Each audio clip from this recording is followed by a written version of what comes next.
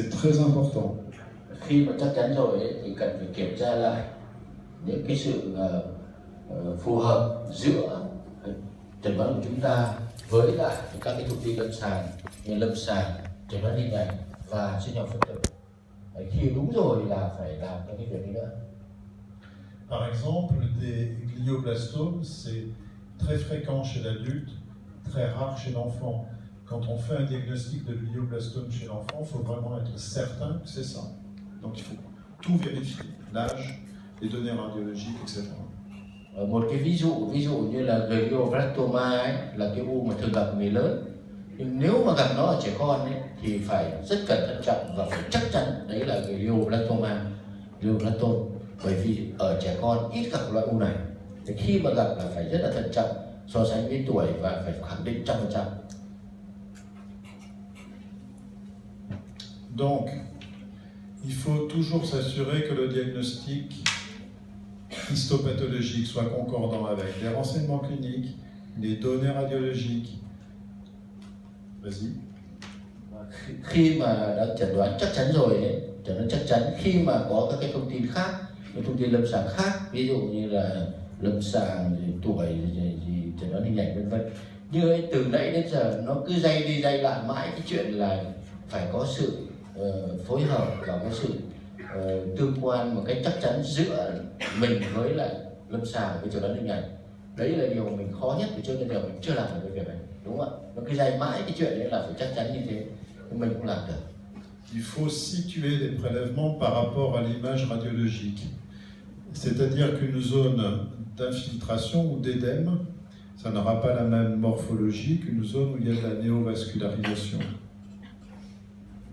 Và phải chắc chắn được là cái bệnh phẩm đấy là so với lại các cái tổn thương, cái bệnh phẩm và cái chẩn đoán của mình ấy nó phải tương ứng với lại cái hình ảnh trên chẩn đoán hình ảnh. Bởi vì cái ví dụ mình lấy vào cái phần mà ngoại vi của u chúng ta sẽ thấy nó sẽ khác đấy, nó khác, cho nên là phải chắc chắn là như thế.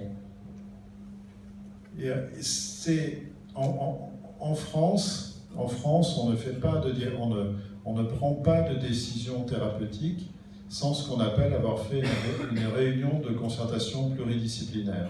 C'est-à-dire qu'il y a des anatomopathologistes, des neurochirurgiens, des radiothérapeutes et des oncologues qui discutent de l'observation. Justement parce que le diagnostic et le choix thérapeutique se construit sur différentes informations. Và bên Pháp ấy, bên mình cũng làm ít thôi. Cứ viện ca chẩn đoán ký cái là vào đè sấn ra, hoặc là hóa trị liệu, hoặc là xạ trị vân vân. Chứ còn bên họ trước khi điều trị một bệnh nhân thì đều có sự phối hợp, ngồi bàn bạc giữa nhà điều trị ung thư, chẩn đoán hình ảnh, giải phẫu bệnh, lâm sàng, cuối cùng đi đến một cái kết luận cuối cùng thì nó mới điều trị. Cái bên mình thì không, em không cần chữ ký của thế là đè sấn để điều trị luôn. Cho nên là mình khác họ rất cẩn thận trong cái chuyện là trước khi điều trị một bệnh nhân, đặc biệt là bệnh nhân u nặng.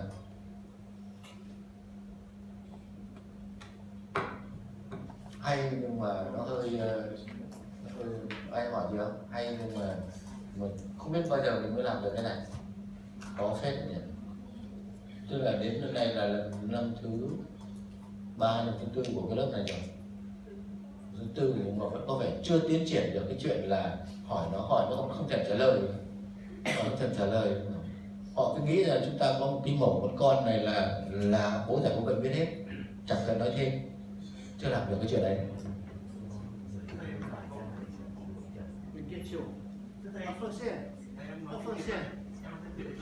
Nói trước rồi thấy sao? Ai lên? Thầy em hỏi tiếng Việt này. Nói tiếng Pháp đi. Thầy là nếu mà mình tự tin sinh thiết này, sinh thiết ở cái vùng ngoại vi trên cái tiêu chuẩn của nó chỉ có mỗi tăng sinh đi vào ngoài cái kia thôi. Tức là mình chẳng nói là H3 thôi, mà trên kết hợp với cả hình ảnh mà có hoạch được thì mình có bàn luận để đưa ra thành H4 cơ mà không. J'ai pas compris la question.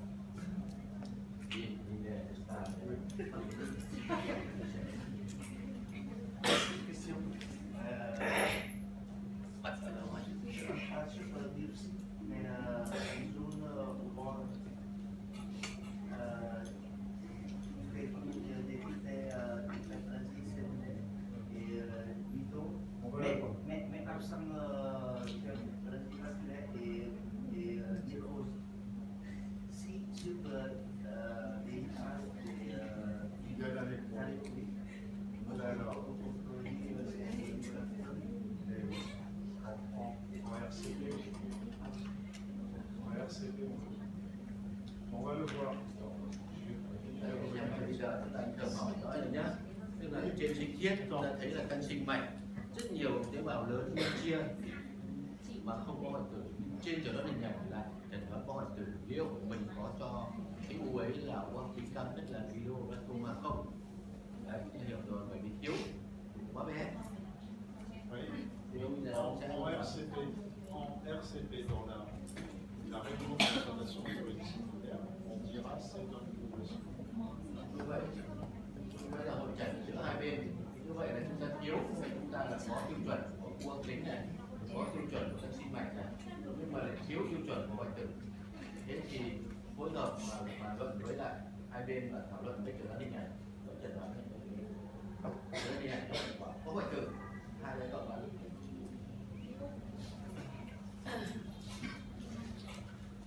Euh, 5 minutes de pause.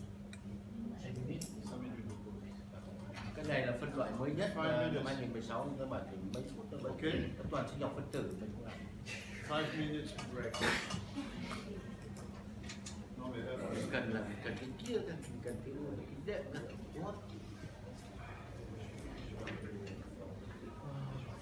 je vais descendre un peu.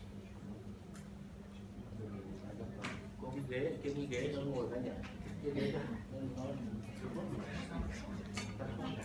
Non, non, c'est bon. bao giờ vào xong rồi. Non, je vais marcher un peu.